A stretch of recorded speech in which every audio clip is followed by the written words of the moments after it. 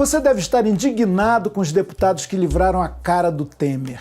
O mesmo Congresso que o fez presidente agora o protege das investigações. O governo gastou montanhas de dinheiro para que a maioria dos deputados varresse para debaixo do tapete sérias acusações feitas contra o presidente ilegítimo. O país está sendo conduzido por quem não respeita a vontade das urnas, porque tem nas mãos um Congresso que se move pelo bolso. Sem qualquer vergonha na cara, o governo corrupto de Temer Destruiu em poucos meses direitos trabalhistas. E condenou à míngua a saúde e a educação públicas. Reduzindo seus investimentos nos próximos 20 anos. Temer também ataca os direitos das mulheres, Negros, Indígenas e da população LGBT. Associada ao que há de mais atrasado e preconceituoso. Temer quer mexer na Previdência, obrigando milhões de brasileiros a trabalhar até a morte. Para completar, o governo quer mudar as regras das eleições para tirar da cena partidos como o PSOL. tentando calar quem não entra no jogo. E denuncia o sistema político degenerado que se perpetua com os mesmos de sempre. O filme que vocês vão assistir agora conta uma história atual. Ela está passando na sua TV. Mas o personagem é você.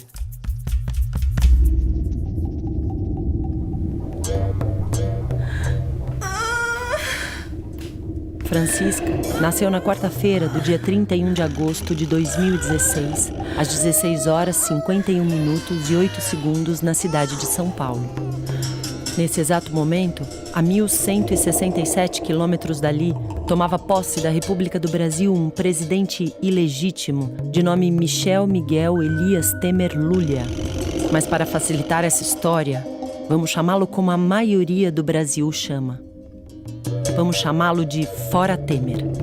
Em uma cerimônia de apenas 11 minutos, o presidente Fora Temer prometeu: prometo manter, defender e cumprir a Constituição, observar as leis, promover o bem geral do povo brasileiro, sustentar a união, a integridade e a independência do Brasil.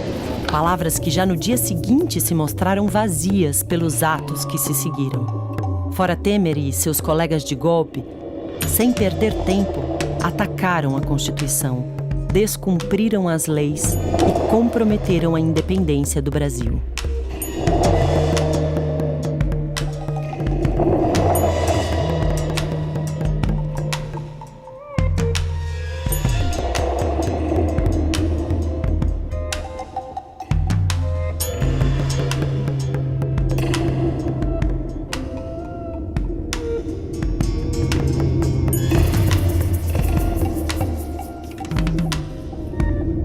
A ponte para o futuro de Francisca era construída em um cenário de completa corrupção.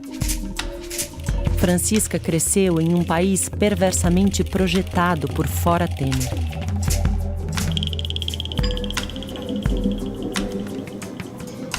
Aos 20 anos, tinha estudado em escolas que, ano a ano, possuíam menos recursos para educá-la. E foi atendida em hospitais com as mesmas condições. Francisca passou toda a vida adulta trabalhando em um mundo onde a justiça do trabalho não mais existia. E a carteira de trabalho tinha se tornado apenas um mero caderno de anotações do seu patrão. Nela, ele definia que as férias seriam de 15 dias, a jornada diária de 10 horas e o intervalo de almoço de 30 minutos, sem 13º ou aviso prévio. E isso, agora, valia mais que a lei. Também não haviam mais leis que impedissem Francisca, mesmo grávida, de trabalhar em locais insalubres. Muita coisa tinha mudado desde o nascimento de Francisca. Outras permaneceriam iguais. Apenas homens brancos e ricos faziam parte do governo. E as mulheres negras continuavam ganhando menos que os homens negros, que continuavam ganhando menos que as mulheres brancas, que continuavam ganhando menos que os homens brancos. E quem ganhava mais que os homens brancos?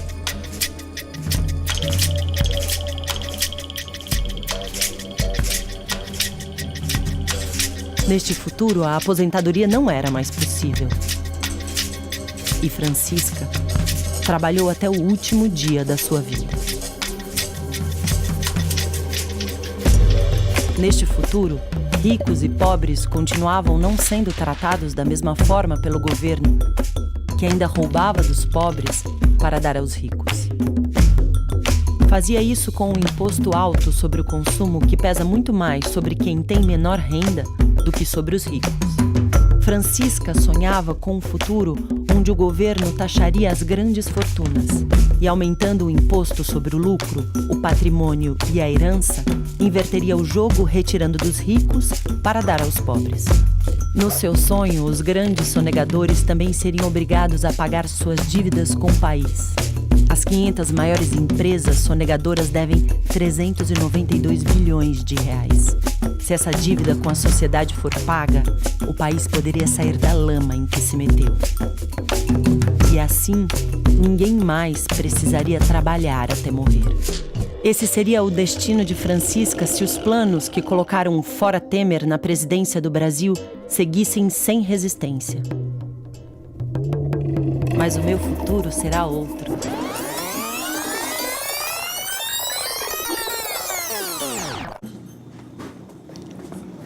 Pare. Esse é o exato momento em que percebo que posso mudar o meu destino, que posso ocupar o lugar que essa história sempre me negou. Nesse momento eu me dou conta de que para virar o jogo eu precisaria participar dele.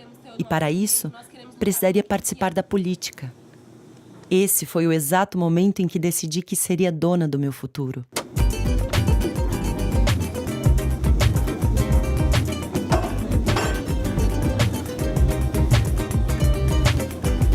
O meu futuro será construído pelas mãos, corações e mentes de quem faz da política uma ferramenta, uma arma e o caminho para a liberdade.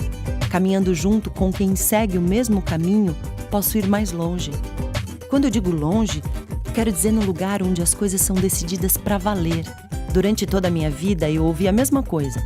Partido é tudo igual, não tem jeito, político é tudo igual. Tem que ter jeito.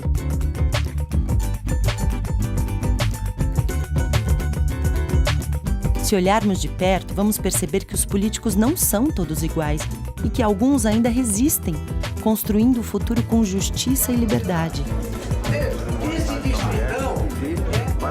Conheci gente que faz a diferença e que dedicou a vida para que essa diferença me alcançasse em algum momento da minha história.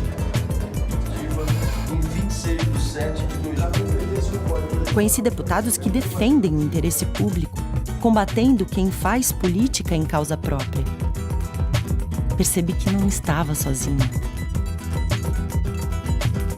Que a vontade e disposição de virar o jogo não era só minha e que a política poderia ser alegre e feita com sinceridade. No Congresso não existe apenas negociata e oportunismo, mas também quem tenha vencido preconceitos e que siga lutando contra eles todos os dias. Para poder estar ali defendendo o direito de ser, amar e de viver em igualdade. E quem trabalhe firme na defesa da cultura e dos territórios dos povos indígenas e quilombolas.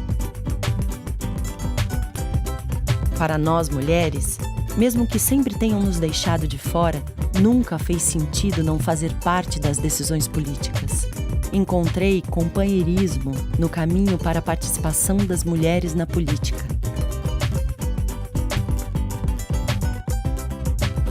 E já não me sinto mais uma estranha em meu próprio país.